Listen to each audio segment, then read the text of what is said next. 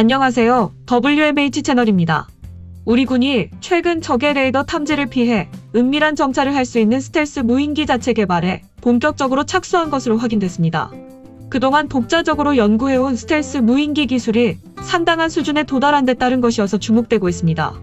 합참은 작년 7월 저피탐 정찰용 무인 항공기 도입을 장기 신규 소요 사업으로 편성하고 운용 개념 연구에 돌입했다고 합니다.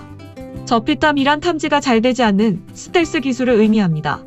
국방과학연구소에서는 그동안 스텔스 능력을 갖춘 무인기 기술을 핵심 기술 연구 사업으로 선정해 진행해왔습니다. ADD는 무인기의 스텔스 형상 구현, 스텔스 도료 개발 등 레이더 반사 면적을 줄일 수 있는 기술을 연구해 최근 일부 분야에서는 완성 수준에 도달한 것으로 알려졌습니다. 군은 이번 운용 개념 연구를 마치면 합참의장이 주재하는 합동참모회의를 열어 전력화 여부와 시기를 확정하고 국방 중기 계획에 포함해 예산을 반영할 전망이라고 밝혔습니다. 스텔스 무인기 사업을 장기 신규 사업에 반영했다는 것은 본격적으로 검토를 시작한다는 뜻으로 실제 전력화는 이르면 2030년 이후가 될 것으로 예상됩니다. 스텔스 무인기 개발은 최근 우리 군이 경항모급 대형 수송함 건조와 한국군 독자 군사위성 개발에 나선 것과 맞물려 자주적 군사강국 행보의 일환이라는 분석이 나오고 있습니다. 중고고도에서 은밀하게 전방위적 동향 탐지가 가능하다는 점에서 독자적인 감시 정찰 능력이 확보될 전망입니다. 이를 위한 연구도 활발히 진행되고 있습니다. 방사청과 국방과학연구소는 10여 년 전부터 항공기 스텔스 원천 기술을 개발해왔으며 기초연구 성과물을 발전시키기 위해 2단계 사업으로 연세대와 카이스트 등 여러 대학을 연계하여 스텔스 기술을 개발할 예정입니다. 여기에 2006년 국내 중소기업이 니티엘이 개발한 스텔스 페인트가 현재 개발 중인 스텔스 기술에 사용될지 주목됩니다.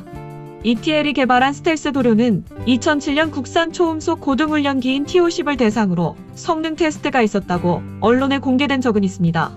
당시 언론에서는 T-50 제작사인 한국항공우주산업은 포스텍 전파기술연구실팀 ETL과 함께 T-50의 레이더 반사 면적을 줄이기 위한 공동 연구를 진행하고 있다고 보도했습니다. 또한 카이가 제작한 T-50의 10분의 1 크기 정밀 모형에 ETL이 개발한 레이더파 흡수 도료를 칠한 뒤 포스텍 전파기술연구실팀이 성능을 확인했고 포스텍 전파기술연구실팀의 자체 측정 결과 이 물질이 군사용 레이더 주파수에서 97%의 흡수 능력을 가졌다고 밝혔다고 합니다.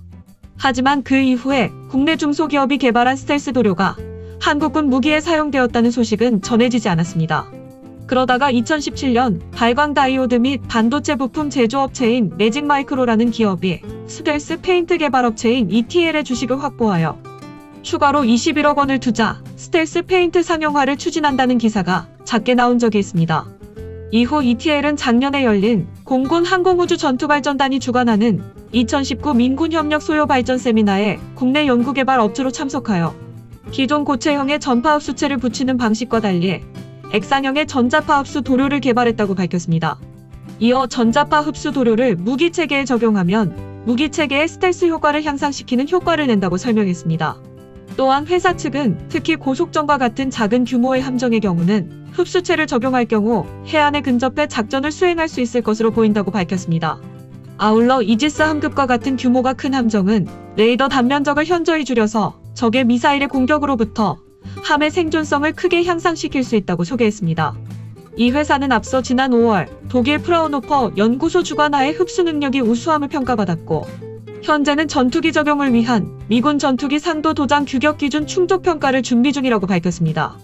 스텔스 기술은 형상 구조 설계와 스텔스 도료 기술이 잘 접목돼야 스텔스 기능이 극대화될 수 있습니다. 형상 구조 설계는 국방과학연구소에서 10년 이상 연구를 해와서 상당한 기술 축적이 이루어졌을 것이고 국내 업체가 개발한 스텔스 도료 기술도 상당한 기술 진전이 있었던 것으로 보입니다. 이런 스텔스 기술이 없다면 기술 선진국들이 기술 이전을 꺼리는 스텔스 무인기 개발을 계획하기 어려웠을 것입니다. 스텔스 무인기 개발 계획은 대한민국의 스텔스 기술이 상당한 수준에 올라왔음을 의미하는 것일 수도 있습니다. 앞으로의 육해공 무기체계는 스텔스 기능이 포함된 무기체계로 진화할 것입니다. 미래 대한민국의 무기에 국내 연구소와 기업이 개발하고 있는 스텔스 기술이 적용되어 대한민국의 명품 무기 개발에 기여하였으면 합니다. 이상 마치겠습니다. 시청해주셔서 고맙습니다. WMH 채널이었습니다.